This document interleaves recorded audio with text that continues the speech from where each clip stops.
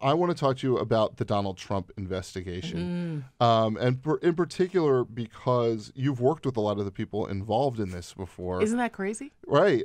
You were former, tell me if I'm wrong here, a former acting deputy attorney general. So I had quite a number. You know, we move along when you're, as in Washington, I was called when I was at the Justice Department. I was there as a political appointee, and the career people called us the Christmas help. Right. You know, because we're only there for a short right, while. Right. Whereas everybody else at the Justice Department gets their job there and stays there forever. I mean, I worked with someone who came in as an honors lawyer during Robert Kennedy being the attorney general. Wow. So, but yeah, so I worked with, I came in and I was with the civil division originally. Then I went to and I was an acting deputy attorney general over the torts branch. And then I went to work with the deputy attorney general, who at the time was Larry Thompson, and then stayed there when James Comey was the deputy attorney general and was on his staff as well. So I so I worked for James Comey, worked with Mueller, who was the FBI director at the time.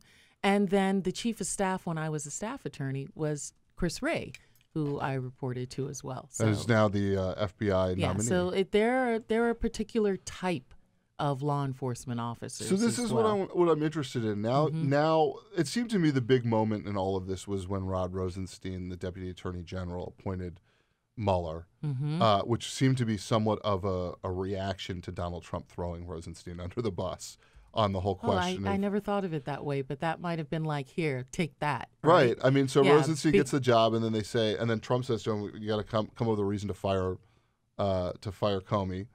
Rosenstein does it, and then Trump says, "Well, I didn't fire him because of the reason Rosenstein said. I did it because of Russia." Exactly. And then Rosenstein appoints the special prosecutor here, Robert Mueller, and Mueller's like the last guy in the world that Donald Trump would want looking into him, right? Well, Mueller is, of course, one of the straightest shooters that comes around. These are guys, Mueller, Comey, Chris Wray, who are strictly about justice. As Chris Wray during his nominations was saying, I will resign. I will tell him. And that's the feeling I think that great lawyers have, is that you're there to give people counsel. When they don't take your counsel, that means they don't want your advice, which means that you shouldn't be there, which means you need to leave. Hence, you resign. Right. And that's what Chris Wray is saying. People have to remember that James Comey and Mueller, working together at the Justice Department, went and protected Ashcroft. Right. When the White House at the time, Gonzalez, wanted Ashcroft to continue writing. Right, he's basically like, he's been like sedated or whatever. He's like in the hospital. So they're going to grab his hand and like sign it for him. And then everyone sees how tall Comey is. Mueller, right. But Mueller is not a small dude either. Oh, really? No, he's not. He's at least like 6'4", and not thin.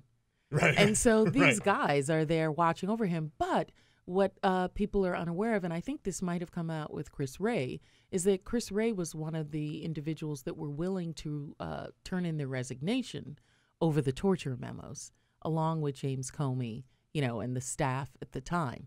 So these are people who put their oath and their belief in the law above who they work for. That's a really interesting thing. John and I have this conversation all the time about sort of your duty to country versus serving that country under this president, right? Yeah, and I think that that's a precarious, I talked with Chris before the hearing.